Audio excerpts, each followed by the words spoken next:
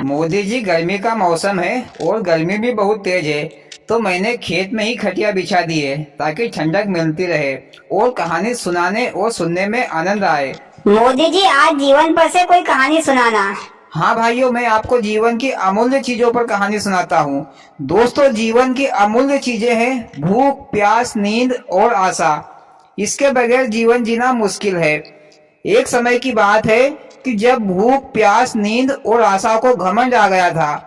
सभी अपने आप को श्रेष्ठ, महान बता रही थी। वे चारों आपस में झगड़ रही थी कि मैं महान हूँ, मैं महान हूँ। तभी एक बूढ़ा आदमी उनकी बातें सुन रहा था, तो वह बूढ़ा उनके पास आया और बोला, देवियों, तुम आपस में क्यों झगड़ रही हो? इस बात का न्याय राजा से करवा लो कि कौन श्रेष्ठ है। यहाँ का राजा बड़ा ही बुद्धिमान और चतुर चालाक है। फिर उन चारों ने फैसला किया कि इसका न्याय राजा से करवा लेते हैं। फिर वे चारों राजा के दरबार में पहुंची। राजा ने कहा कि आप देवियों की क्या समस्या है? तो भूख बोली कि राजन, मैं सबसे श्रेष्ठ हूँ। मेरे लिए लोग नाना प्रकार के भोजन पकवान बनाते हैं और साफ शुद्ध थाल में परोसते हैं। तब जाकर मैं भोजन करती हूँ और मेरी भूख शांत होती है। तो राजा ने कहा कि चलो ठीक है, मैं तुम्हारी परीक्षा लेता हूँ कि आप सचमुच सबसे श्रेष्ठ हैं या नहीं। फिर राजा ने अपने सैनिकों को आदेश दिया कि आज से कोई भी अपने घर में चूल्हा नहीं जलाएगा, कोई भी खाने के पकवान नहीं बनाएगा। ये घोषणा राजा ने पूरे राज्य में करवा दी। तो उस दिन किसी ने भी अपने घर पर चूल्हा नहीं जलाया, कोई भी खाने का सामान नहीं पकाया। दिन भर तो निकल गया, आधी रात हो गई, तो भूख को बहुत जोरों की भूख लगी। तो वह घर घर जाकर देखने लगी कि खाने को कुछ मिल जाए, पर उसको किसी के घर भी खाने को कुछ नहीं मिला।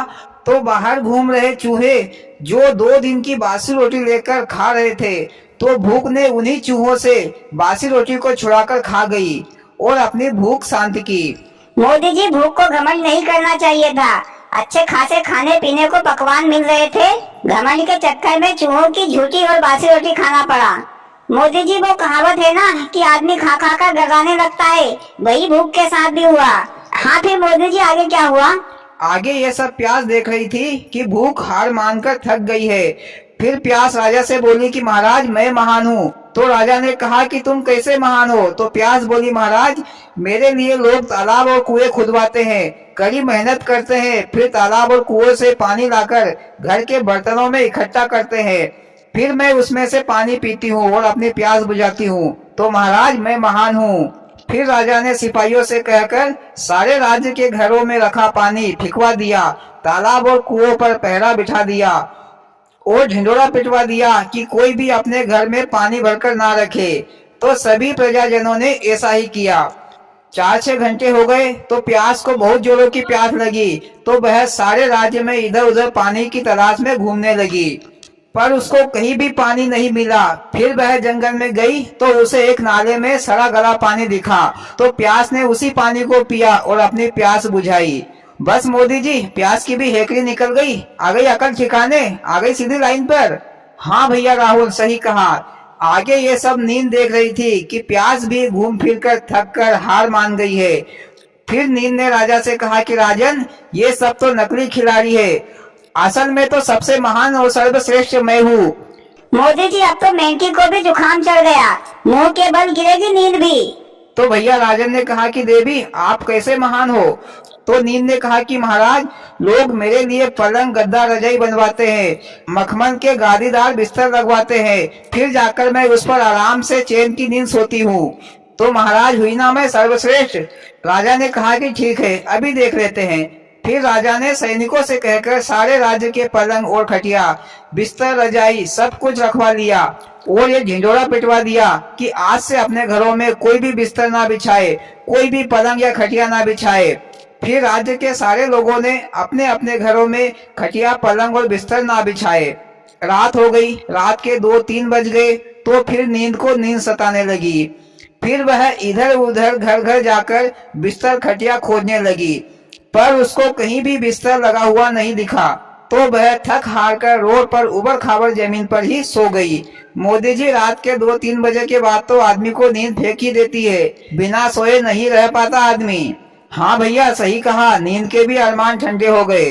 इधर ये सब आशा ने देखा कि नींद भी हार गई है। फिर आशा ने राजा से कहा कि महाराज, हकीकत में तो मैं ही महान हूँ। तो राजा ने कहा कि आप कैसे महान हो?